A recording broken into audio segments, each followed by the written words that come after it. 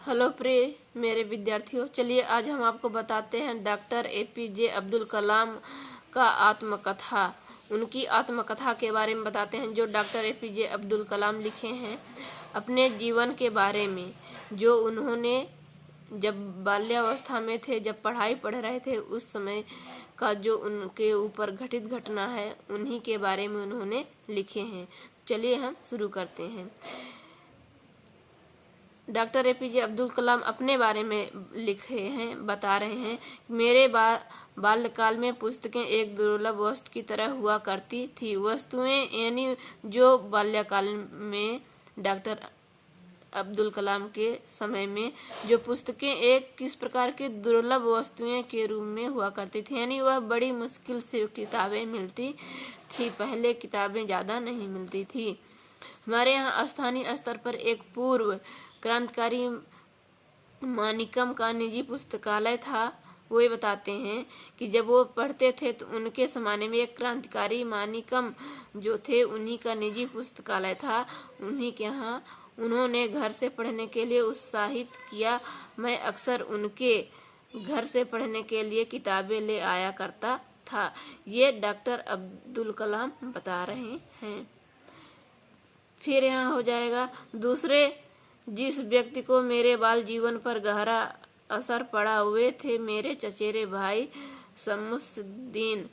वह रामेश्वरम में अखबारों के एकमात्र वितरक थे। इन अखबारों में स्वतंत्रता आंदोलन से संबंधित ताज़ा खबरें, ज्योतिष से जुड़े संदर्भ और मद्रास जो अब चेन्नई यानी चैन्नई सर्राफा बाजार के भाव प्रमुखता से दिए होते थे। ये बता रहे हैं कि ये पहले जो मद्रास चेन्नई में था और उनके जो चचेरे भाई थे वे रामेश्वरम में अखबारों को बेचा करते थे, उसका वितरक करते थे। महानगरी दृष्टिकोण रखने वाले कुछ महापुरुषों के बारे में चर्चाएं करते थे। पाठक हिटलर, महात्मा गांधी और जिन्ना के बारे में अखबार में जो कुछ छपा होता वह सब मेरी समझ से परे था। इसलिए शमसुद्दीन के ग्राहकों को अखबार बांटने से पहले मैं सिर्फ अखबार में छपी तस्वीरों पर नज़र डाल कर ही संतोष कर लेता था। जैसा कि आप सब सुने होंगे कि जो डॉक्टर एपीजे अब्दुल कलाम थे तो पहले अखबार बेचते थे। पहले ये सबको खबरें भी आई थी, तो इनको खबर जो बेचते थे तो उसमें ज़्यादा फर्क नहीं पड़ता था। बस वो अखबार देख करके जो उसमें फोटो छपी रहती थी उनको देख करके ही वो संतुष्टि प्राप्त कर लेते थे।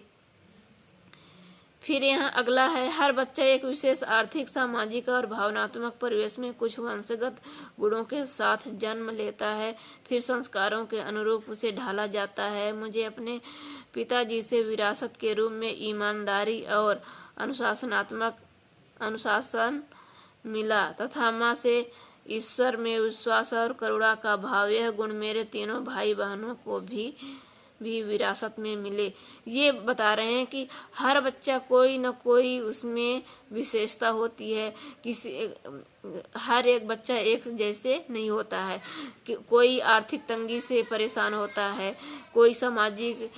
किसी का सामाजिक परिवार अच्छा होता है, किसी का खराब होता है, किसी के अंदर सोचने समझने की शक्ति ज़्यादा होती है।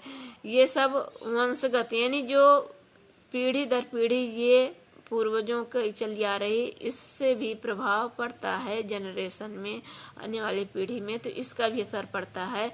और इनका जो संस्कार था, इनका संस्कार पिताजी और माताजी से के संस्कारों से इनमें तीनों भाई बहनों में इसमें अनुशासन आए थे। विरासत में यही उन्हें मिला था।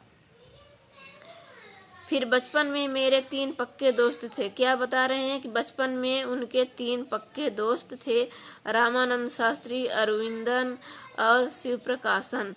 ये 3 दोस्त हैं। ये तीनों ही हिंदू परिवार से थे। रामानंद शास्त्री तो रामेश्वरम मंदिर के सबसे बड़े पुजारी पंडित लक्ष्मण शास्त्री का बेटा था। बता रहे हैं अलग अलग धर्म, पालन पोषण, पढ़ाई लिखाई को लेकर हम में से किसी भी बच्चे ने कभी भी आपस में कोई भेदभाव महसूस नहीं किया। मेरी माँ और दादी घर के बच्चों को सोते समय रामायण के किस्से और पैगंबर मोहम्मद से जुड़ी घटनाएं सुनाती थीं। क्या बता रहा है कि हम लोग 3 दोस्त थे, लेकिन तीनों दोस्त अलग अलग जात के थे, लेकिन फिर भी हम लोगों में कोई भी किसी प्रकार का भेदभाव नहीं था। और उनकी जो माता थी वह सोते समय रामायण के किस्से और पैगंबर से जुड़ी हुई घटनाएं को सुनाती थी। जब मैं 5वीं कक्षा में था तब एक दिन एक शिक्षक हमारी कक्षा में आए। बता रहे हैं कि जब 5वीं क्लास में पढ़ रहे थे तब एक शिक्षक आते हैं उनके क्लास में। मैं टोपी पहना करता था जो मेरे मुसलमान होने का प्रतीक था, क्योंकि डॉक्टर APJ अब्दुल कलाम एक मुसलमान थे, इसलिए वो टोपी पहनते थे। मैं कक्षा में हमेशा आगे की पंक्ति में जनेऊ पहने रामानंद शास्त्री के साथ बैठा करता था। नए शिक्षक को एक हिंदू लड़के का मुसलमान लड़के के साथ बैठना अच्छा नहीं लगा। उन्होंने मुझे पीछे वाली बेंच पर बिठा दिया। मुझे बहुत बुरा लगा। रामानंद के चेहरे पर रुआंसी के भाव थे। उनकी मुझ पर गहरी छाप पड़ी।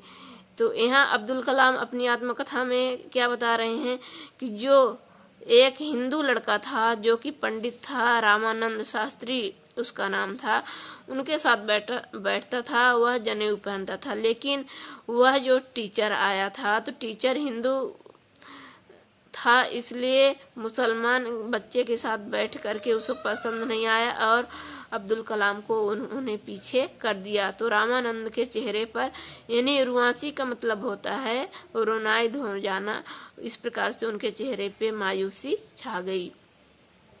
स्कूल की छुट्टी होने पर घर पर गए और सारी घटना अपने घर वालों को बताई।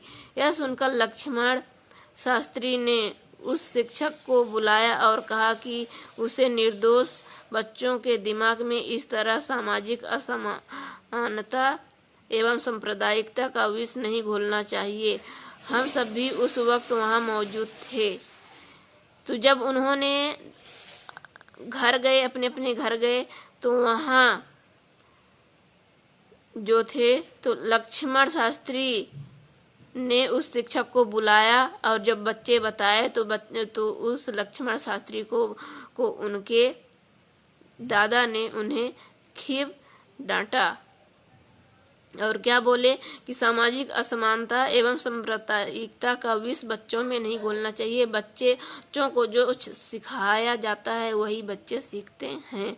हम सब भी उस वक्त वहाँ मौजूद थे। वहाँ उस समय डॉक्टर APJ अब्दुल कलाम भी मौजूद थे। लक्ष्मण शास्त्री ने उस शिक्षक से साफ साफ कह दिया कि या तो वह क्षमा मांगे या फिर स्कूल छोड़कर यहाँ से चला जाए। उस शिक्षक ने अपने किए व्यवहार पर न सिर्फ दुख व्यक्त किया बल्कि लक्ष्मण शास्त्री के कड़े रुख एवं धर्म निरपेक्षता में उनके विश्वास से उस नौजवान शिक्षक में अंततः बदलाव आ गया। तो इस प्रकार से जब उन्हें डांट मिली तो उनको पश्चाताप भी अपनी गलती पर हुआ, क्षमा भी मांगे और फिर उन्हें अंततः लास्ट में वो बदल भी गए। तो हमें इस आत्मकथा से यह सीख मिलती है कि हमें जात धर्म से कोई मतलब नहीं है। सभी जातियां, सभी धर्म सब एक हैं। यहाँ सब अलग अलग अपने स्वार्थ के लिए बांट दिया गया है। तो हमें धर्म, जात, समाज भेदभाव से उठ करके हमें आगे आना चाहिए और अपने देश का विकास करना चाहिए और जाति के चक्कर में नहीं पड़ना चाहिए और हमें जाति को बढ़ावा नहीं देना चाहिए।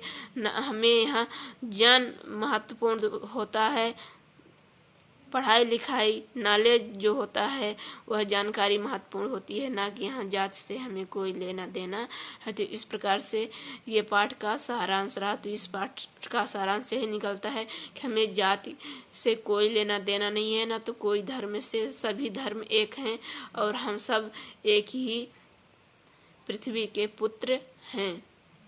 तो आप इस प्रकार से हमारे वीडियो को सब्सक्राइब करें और वीडियो को लाइक करें।